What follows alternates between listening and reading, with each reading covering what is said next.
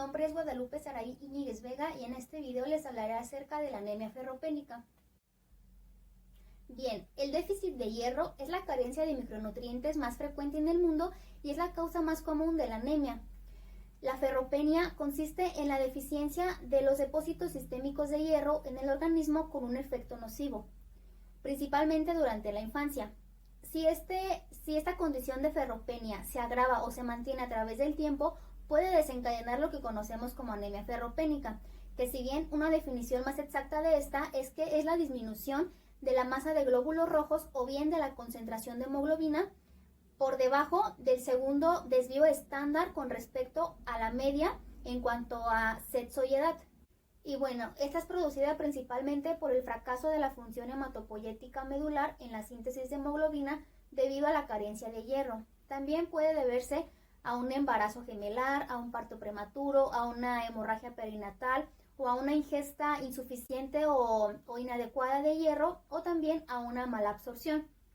También puede deberse a que durante el embarazo la madre sufrió de anemia ferropénica debido a una ingesta inadecuada e insuficiente de hierro. Durante la primera semana de vida, la anemia se puede confirmar si nos encontramos con unos valores de hemoglobina inferiores a 15 gramos sobre decilitro. Sin embargo, en esta tabla podemos identificar cómo cambian los valores normales de hemoglobina durante los primeros tres meses de vida del recién nacido a término.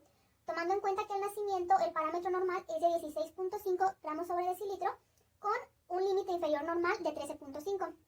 A las 24 horas nos encontramos con 19.3 gramos sobre decilitro, a las 2 semanas 16.6 gramos sobre decilitro y así sucesivamente.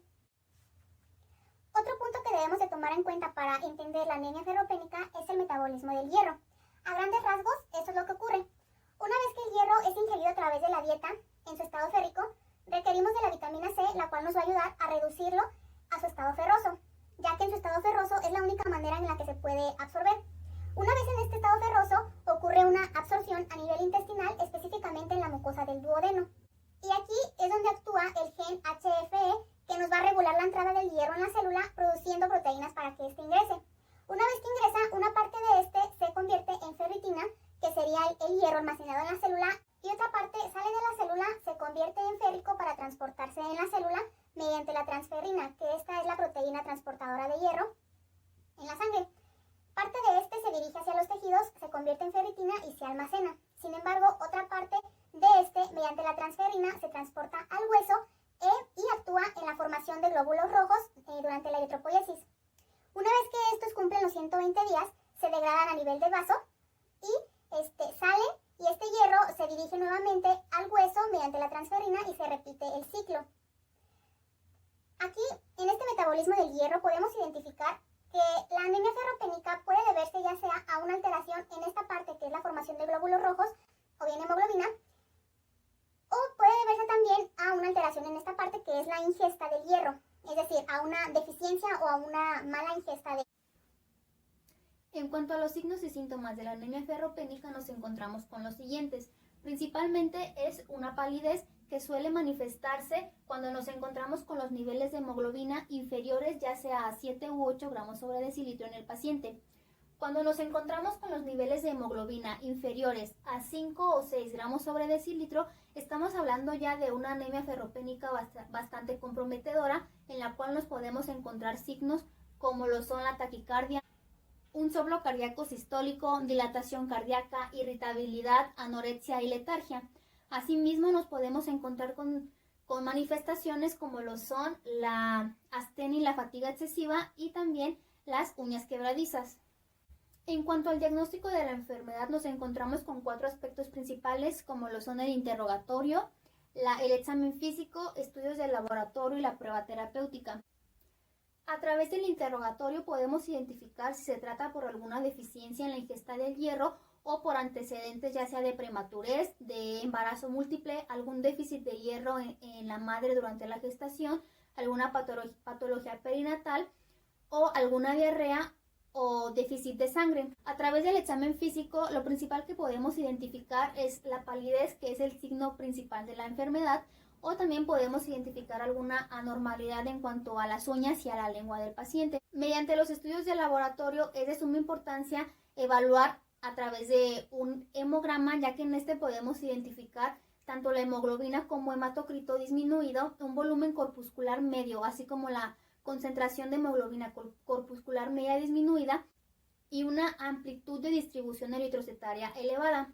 También se pueden realizar pruebas que evalúan el estado del hierro, en las cuales podemos identificar una ferritina sérica disminuida y una ferremia disminuida. En cuanto a la prueba terapéutica, esta se trata de administrar sulfato ferroso a dosis terapéuticas en el paciente y evaluar la respuesta de la función eritropoyética. En cuanto al tratamiento de la enfermedad, este se basa principalmente en corregir la anemia, en almacenar depósitos de hierro y en corregir la causa primaria de la anemia. Al hablar de la corrección de la causa primaria, nos referimos específicamente a una administración adecuada de la dieta en cuanto a la ingesta de hierro, al manejo de una mala absorción intestinal en caso de que esta sea la causa, o al control de pérdidas ocultas en caso de alguna hemorragia. Al hablar del tratamiento con hierro, como su nombre lo dice, se trata de la administración de hierro, ya sea por vía oral o por vía parenteral, en donde la vía oral es la vía de elección, tomando en cuenta todas las consideraciones, complicaciones y una dosificación adecuada para la administración. En caso de que la vía oral no pueda llevarse a cabo por alguna alteración a nivel gastrointestinal o alguna alteración que impida su aplicación, se administra por vía parenteral.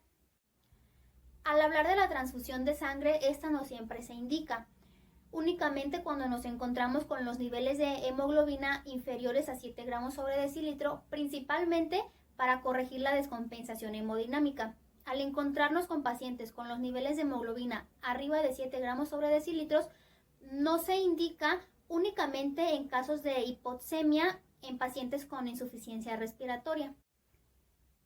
En algunos de los casos se requiere la profilaxis, principalmente con la suplementación con hierro medicinal indicada en pacientes prematuros, en pacientes gemelares, en niños con alguna patología de mala absorción o con pérdida crónica de hierro, o en niños que presentaron alguna hemorragia en periodo neonatal.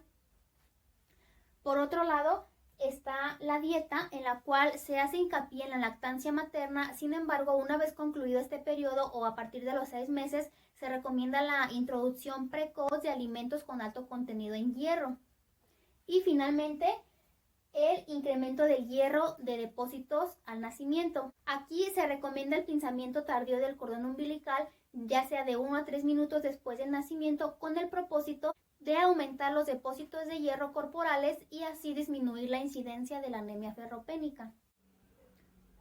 Finalmente, pasando a lo que son las intervenciones de enfermería, un aspecto muy importante para nuestra formación, es importante conocer que en la anemia ferropénica lo principal que podemos hacer como personal de enfermería es la vigilancia de la piel, en donde podemos observar si hay zonas de decoloración, hematomas o alguna alteración a nivel de las mucosas o cutáneo, ya que, como sabemos, la palidez es el principal signo de esta enfermedad. Otra de las intervenciones es la monitorización respiratoria, en donde podemos vigilar la frecuencia, el ritmo, la profundidad, así como el esfuerzo de las respiraciones, ya que en pacientes con una anemia ferropénica complicada puede haber episodios de apnea o dificultad respiratoria, en donde es necesario recurrir a la oxigenoterapia. Otra de las intervenciones recomendadas desde mi punto de vista es el asesoramiento de la lactancia materna, tanto a la madre como al padre, ya que el paciente se encuentra con alteraciones en el periodo neonatal y es importante que la madre esté al tanto de cuántas tomas pueden ser las recomendadas para el niño, o ya terminada la lactancia materna, qué dieta se le recomienda para que tenga pues una ingesta adecuada de hierro y pueda mejorar su condición.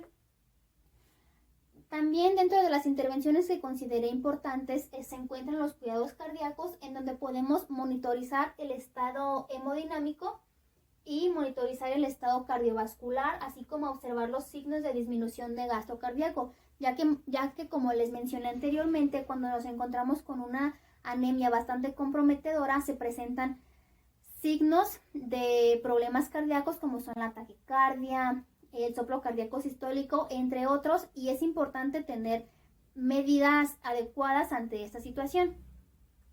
Finalmente, algunas de las acciones que podemos llevar a cabo de manera general, pues es principalmente corregir los déficits del estado fisiológico como elementos prioritarios, hablando de la deficiencia de hierro, y fomentar las siestas, ya que es importante que el paciente se encuentre en un estado de descanso, por así decirlo, ya que como les mencioné, puede presentar un nivel de fatiga excesiva. Y finalmente, monitorizar los signos vitales, principalmente frecuencia cardíaca, frecuencia respiratoria. Y bueno, estos son los más destacados en esta patología, sin embargo, no debemos omitir todos los demás. Y bueno, esto ha sido todo por mi parte en cuanto a la anemia ferropénica. Si les queda alguna duda, estoy a su disposición para resolverlas. Muchas gracias por su atención.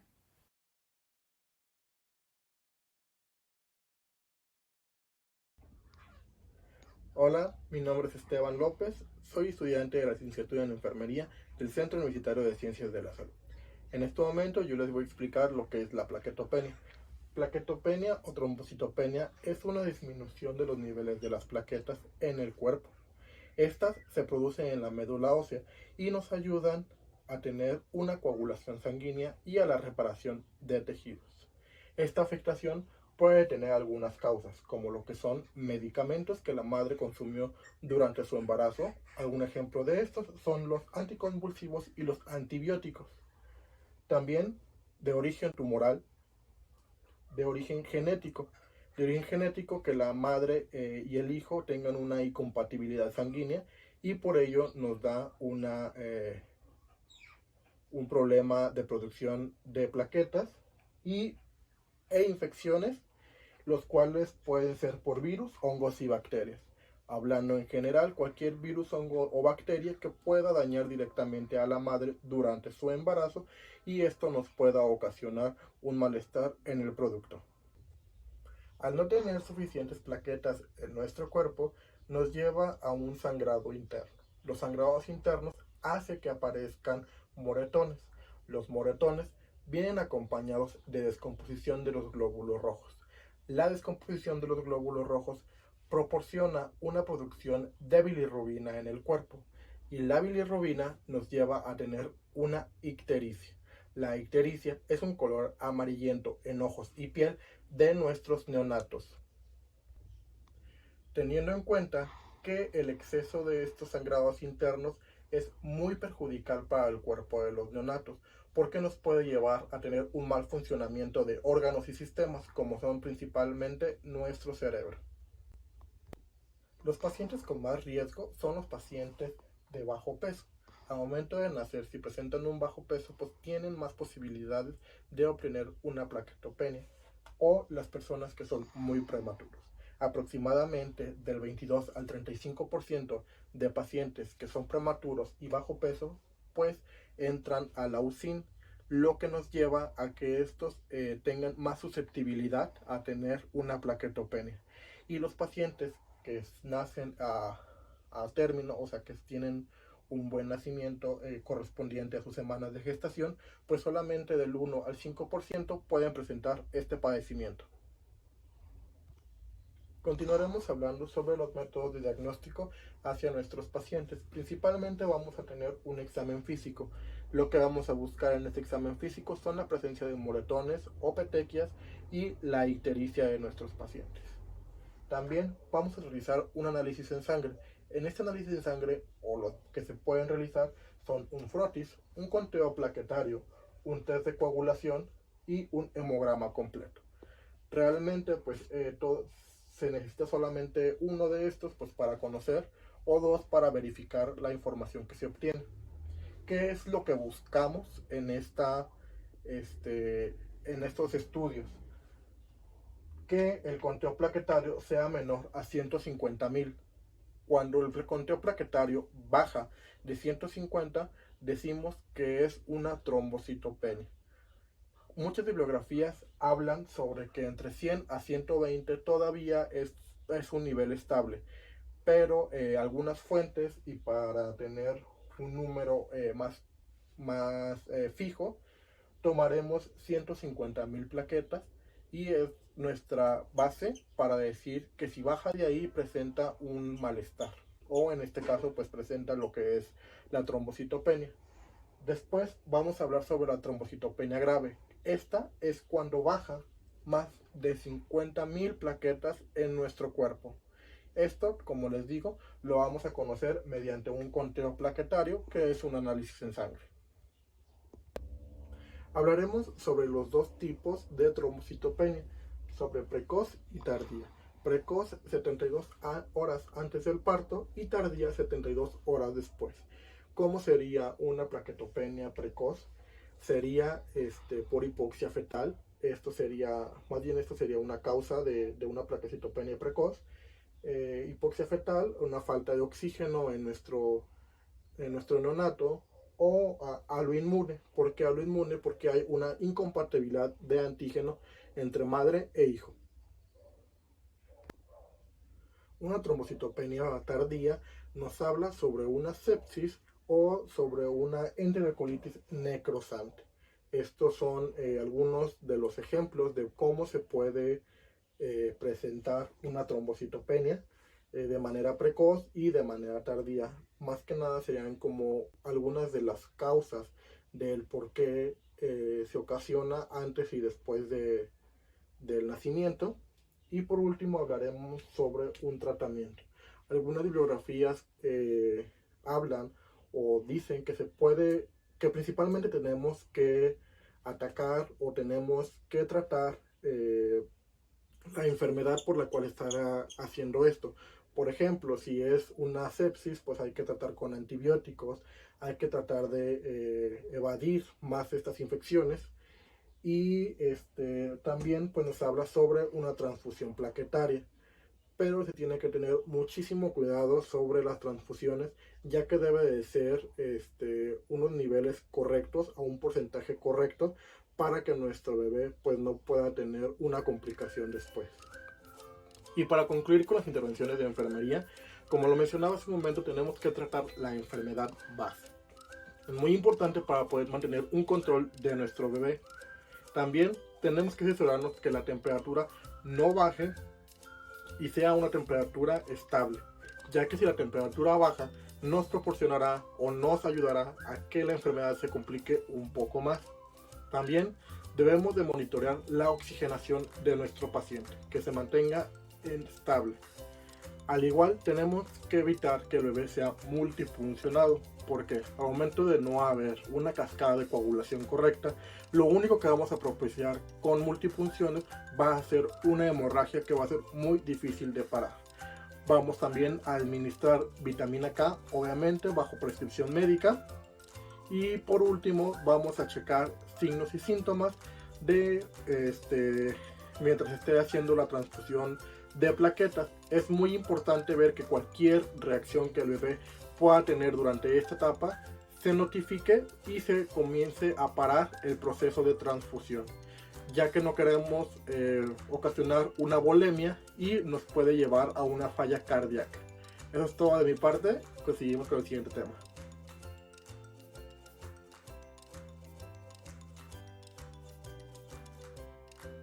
Yo Listi López Maldonado y les voy a hablar sobre qué es la hiperbilirrubinemia neonatal.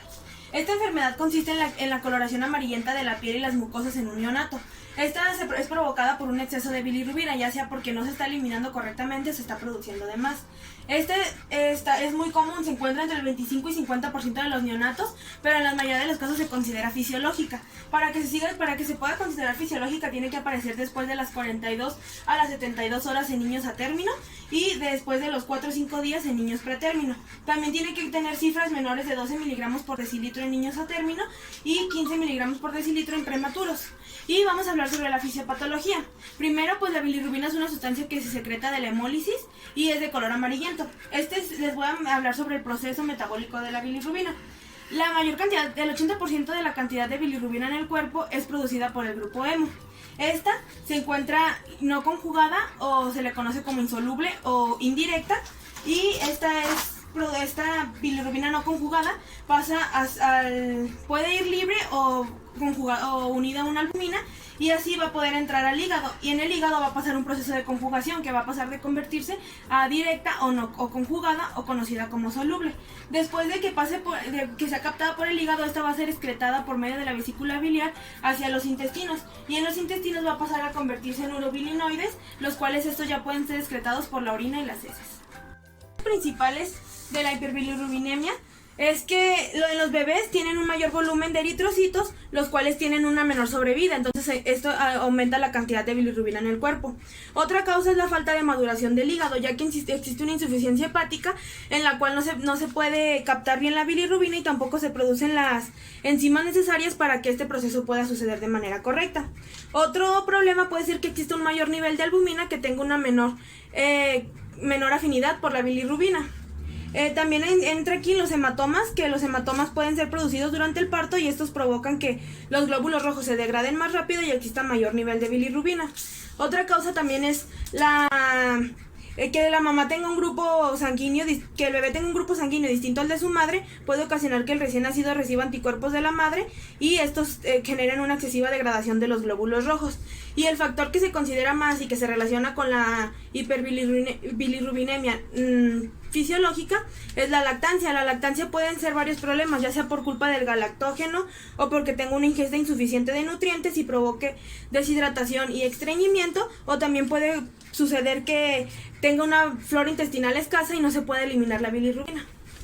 Los síntomas más comunes de esta enfermedad son pues que el bebé tenga un llanto agudo, que no pueda subir de peso fácilmente, tenga un bajo peso, que tenga somnolencia, que no tenga que no tenga apetito o que se muestre cansado. Pero el signo más importante es la coloración amarillenta, que esta va de progresión cefalocaudal, o sea que va de la cabeza y poco a poco va descendiendo hacia los pies.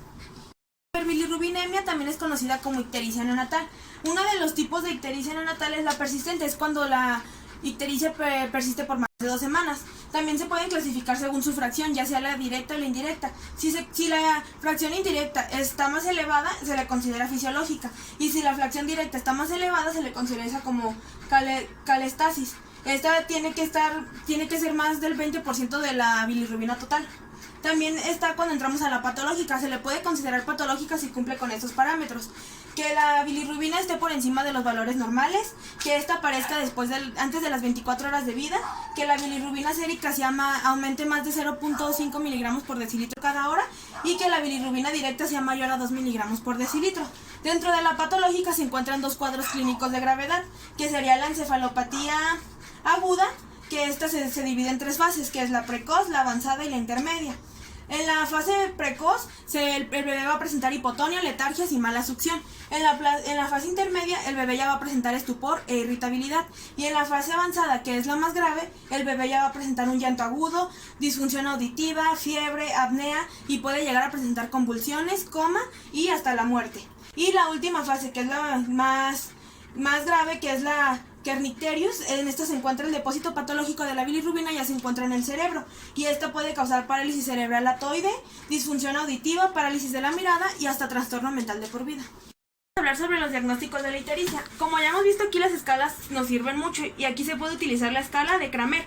Esta escala nos se va a basar en cómo la coloración amarillenta va descendiendo de la cabeza hasta los pies, y depende de cuánto haya abarcado en el cuerpo es los niveles de bilirrubina que se supone que tiene el bebé. No es exacta, pero nos puede ayudar mucho. Lo que podemos usar para el diagnóstico son los bilirrubinómetros transcutáneos. Esto nos van a dar el nivel de bilirrubina, pero para poder aplicar esto en el bebé tiene que tener más de 35 semanas de edad gestacional y la bilirrubina tiene que aparecer después de las 24 horas de vida. Y también otro factor muy importante para esto es la historia clínica. En la historia clínica nos vamos a enfocar en los antecedentes familiares, de saber si alguno de sus hermanos ha padecido la ictericia. También nos tenemos que enfocar en la historia gestacional y del parto, valorar una valoración completa del neonato, que sería coloración, signos vitales, y también valorar la lactancia, si está teniendo una buena lactancia, una buena cantidad de alimento, o si algo de la lactancia le está provocando la ictericia. Es recurrir a los exámenes de laboratorios, pero estos no son tan recomendables porque son más invasivos. Se tiene que recomendar de primera instancia el bilirrubinómetro. En caso de que no tengamos uno o de que la ictericia haya aparecido después de las 24 horas de vida, antes de las 35 semanas de edad gestacional, o que la cifra que salió fue mayor a 14.7 miligramos por decilitro, es cuando recurrimos a los exámenes. El primer examen que se recomienda es el de la cifra total de bilirrubina. Aquí nos va a decir la fracción directa y indirecta. Y otros exámenes que se recomiendan son la biometría hemática, que nos va a ayudar a saber algunos parámetros de la sangre y saber si tiene alguna patología. El conteo de reticulocitos, nos va a ayudar a saber cuántos glóbulos rojos están degenerando. El grupo sanguíneo, factor RH, y también la prueba de COMS, que esta prueba nos va a ayudar a detectar si hay anticuerpos que atacan los glóbulos rojos y se destruyen prematuramente. Vamos a hablar de los tratamientos. Los tratamientos principales son la fototerapia y la sanguinotransfusión. Vamos a hablar sobre qué es cada uno. La fototerapia es un tratamiento donde se le aplica luz al bebé, la cual va a transformar la luz, la bilirrubina va a captar esta luz y va a ser transformada en bilirrubina, que va a poder ser eliminada. Y la sanguinotransfusión es un tratamiento más invasivo, y consiste en pasar la sangre del bebé que tiene bilirrubina, sacarla y meterle sangre con poca bilirrubina. Estos tratamientos tienen algunas condiciones. Por ejemplo, en la fototerapia, durante la fototerapia se tiene que estar checando cada 4 a 6 horas la bilirrubina. Cuando se estabilice la bilirrubina, va a pasar el chequeo a hacer cada 12 horas. Para poder detener la fototerapia se tiene que tener cifras menores de 2.92 miligramos por decilitro. Y una vez que se detenga la fototerapia, se va a tener que checar cada 12 a 18 horas la bilirrubina. Y en la exsanguinotransfusión se recomienda realizarse en la unidad de cuidados intensivos neonatales, ya que es más invasiva. Cuando la fototerapia no está funcionando, se pasa a la exsanguinotransfusión, y si se tiene encefalopatía aguda, se pasa directo a la exsanguinotransfusión. Y esta solo se puede realizar si existe un estado general y hemodinámico estable en el bebé. Y ahora vamos a pasar a saber cómo saber cuándo tenemos que aplicar cada una. Para eso traigo estas dos imágenes. La primera es una tablita en la cual nos va a indicar que, dependiendo de las horas de vida que tiene el bebé y la cantidad de bilirrubina, qué es lo que tenemos que realizar. Por ejemplo, en la primera tenemos que solamente estar midiendo cada 6 a 12 horas la bilirrubina. En la segunda hilera, si tiene alguna de estas cifras, vamos a tener que valorar si necesita la fototerapia y repetir las mediciones cada 6 horas. En la tercera, si tiene alguna de estas cifras, ya va a necesitar iniciar con la fototerapia. Y en esta última es cuando ya la fototerapia no funcionó o está más grave el bebé y necesitan realizar la exsanguinotransfusión y estar checando los niveles de bilirrubina hasta que desciendan. Y otro de las gráficas imagen que podemos utilizar o escala es estas que vienen por la edad gestacional. Esta es de 23 semanas de edad gestacional, y hay una para cada edad gestacional. Yo solo les puse una. Y aquí aquí vienen los niveles de bilirrubina en 2 mediciones, pero esta es la de miligramos por decilitro, y aquí vienen los días de vida. Y según la cantidad y días de vida que tiene, vamos a ver si está en este rango, va a ser fototerapia, y si está en este rango, va a necesitar exsanguinotransfusión. Eso sería todo. Muchas gracias.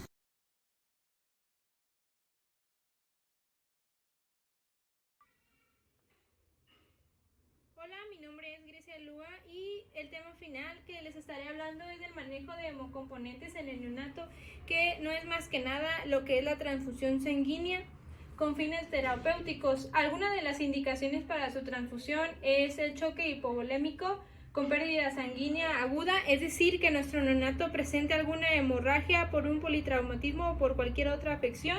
También puede ser episodios de apnea y bradicardia. En la administración de oxígeno, que el neonato tenga en este caso una frecuencia mayor a 180 latidos por minuto, y finalmente una intervención quirúrgica.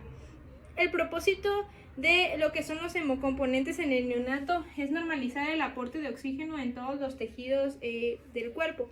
A continuación les voy a enseñar de cuánto tendrían que ser las transfusiones, cuánto son lo que duran y cómo son los componentes o cómo está compuesta el ciclo de la sangre. Ahora les hablaré sobre lo que es la sangre. Como primera instancia tenemos lo que son los hemocomponentes, que es pues prácticamente la sangre total principalmente. Después de la sangre se hace un concentrado de glóbulos rojos, de ahí se hace un plasma rico en plaquetas. Del plasma rico en plaquetas se genera un concentrado de plaquetas y se obtiene un plasma fresco congelado y lo que es un criptoquitado. De este se hacen lo que son los hemoderivados, que en este caso sería la albúmina, la inmunoglobulina y el concentrado de factores de coagulación.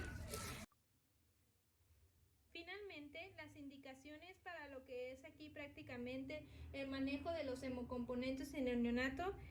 Como primera instancia tenemos el concentrado de glóbulos rojos, que es de 10 a 15 centímetros cúbicos por kilogramo. La duración de la transfusión es de 1 a 2 horas y nunca mayor a 4 horas. Como segundo tenemos el concentrado de lo que son las plaquetas, que vendría siendo este concentrado de este lado. Y en neonatos y niños con un peso inferior a 10 kilogramos es de 5 a 10 centímetros cúbicos por kilogramo. El peso mayor a los 10 kilogramos sería una unidad por cada 10 kilogramos. Y en este caso lo que va a durar la transfusión es de 10 a 15 minutos solamente cuando se trata de lo que es el concentrado de plaquetas. En sí, para el plasma fresco congelado se va a utilizar o se va a administrar 10 a 15 centímetros cúbicos por kilogramo de peso. La duración de la transfusión es de 1 a 3 horas sin exceder nuevamente lo que son las 4 horas. Y finalmente el crioprecipitado es de 1 a 2 unidades por lo que son 10 kilogramos, que prácticamente es este de aquí. Y en neonatos es una unidad suficiente para lograr una excelente hemostasia.